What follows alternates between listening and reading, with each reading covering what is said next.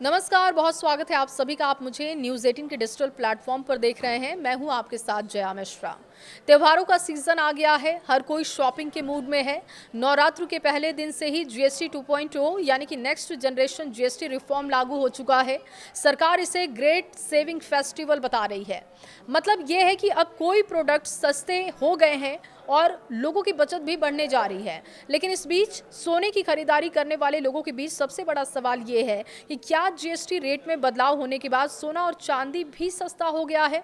त्योहारों में खासकर धनतेरस और दिवाली पर लोग सोना खूब खरीदते हैं और ऐसे में ज्यादातर लोग जानना चाहते हैं कि जीएसटी कटौती का असर क्या गोल्ड और सिल्वर की कीमत पर पड़ेगा।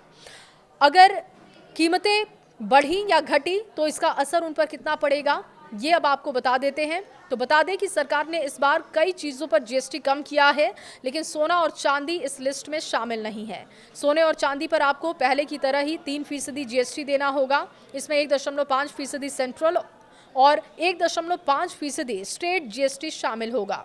अगर आप ज्वेलरी खरीदते हैं तो सोने की कीमत के अलावा मेकिंग चार्ज पर भी 5% जीएसटी अलग से आपको देना होगा। लेकिन अगर आप डिजिटल गोल्ड खरीदते हैं तो आपको सिर्फ 3% जीएसटी देना होगा। यानी कि गोल्ड ज्वेलरी खरीदते समय सिर्फ सोने की कीमत नहीं जुड़ती, उसमें टैक्स और मेकिंग चार्ज भी ऐड हो जाता है। यही वजह है कि जीएसटी रेट कट का फायदा सोने और चांदी की कीमत पर सीधे तौर पर नहीं मिलेगा।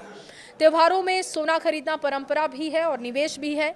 कीमतें भले ही हाई हों, लेकिन अगर आप भरोसेमंद ज्वेलर से सही जांच परख कर सोना खरीद रहे हैं तो ये लंबे समय में आपके लिए सुरक्षित निवेश साबित हो सकता है।